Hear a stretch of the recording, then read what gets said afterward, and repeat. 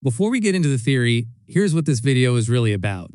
Fallout Season 2 quietly reframes its entire story around one dangerous decision.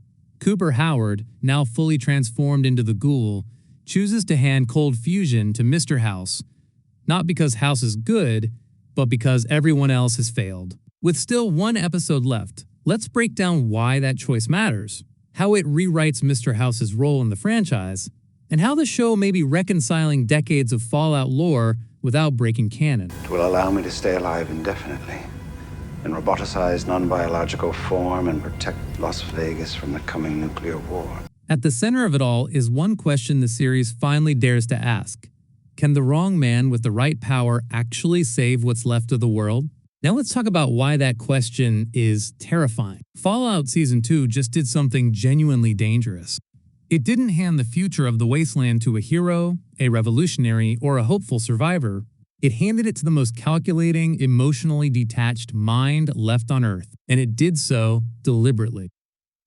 By the end of Episode 7, cold fusion, the single most powerful technological breakthrough in the series, is no longer being fought over.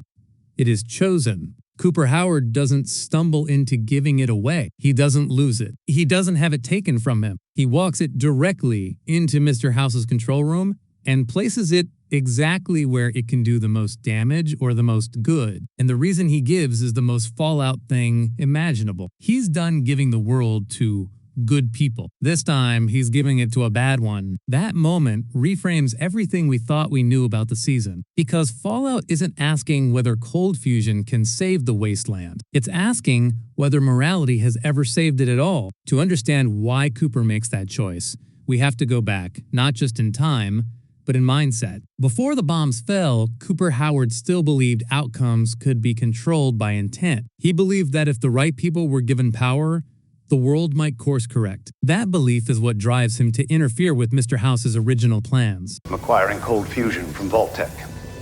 From my wife. House is clearly unstable, clearly obsessed, clearly convinced he alone understands the math of survival. Cooper doesn't trust that, and on paper, he's right not to. So Cooper and Barbara Howard move to block House from acquiring cold fusion, even though House insists his goal isn't mass destruction. From Cooper's perspective, it doesn't matter. House talks like every other man who thinks the ends justify the means, and Fallout history has taught us exactly where that mindset leads. Instead, Cooper helps redirect cold fusion toward the U.S. government, working with Representative Diane Welch and ultimately handing it toward the President of the United States.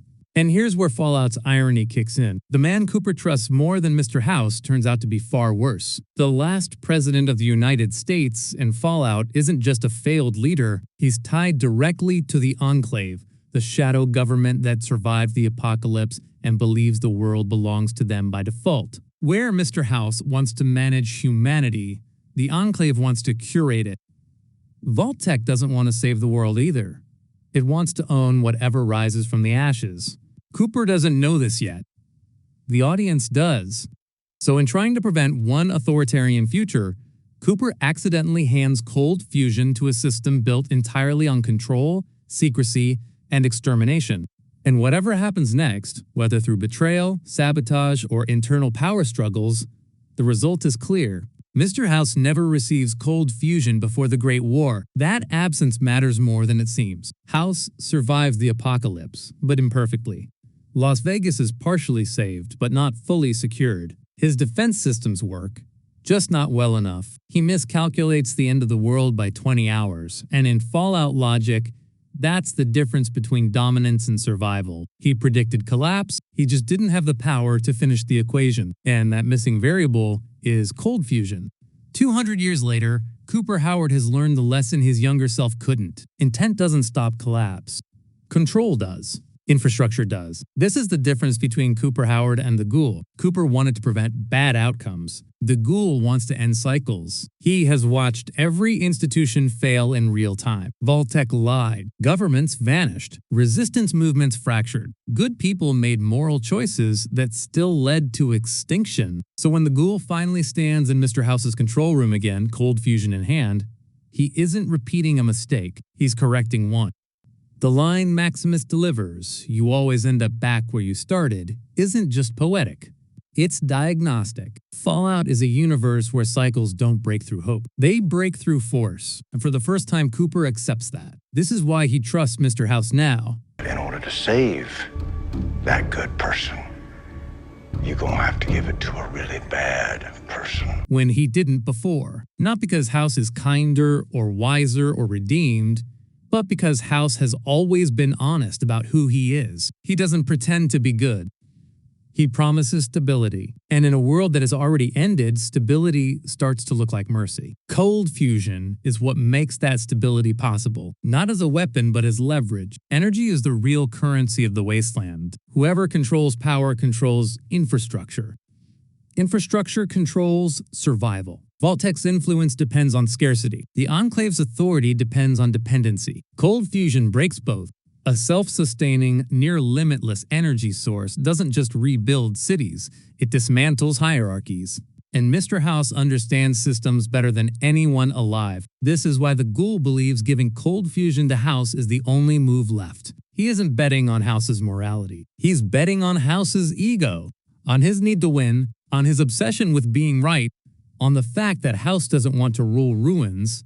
He wants to rule a functioning world. That's a dangerous bet. But Fallout has taught us that safe bets don't exist anymore. Of course, this raises the question that every longtime fan is already asking. How does this fit with Fallout New Vegas?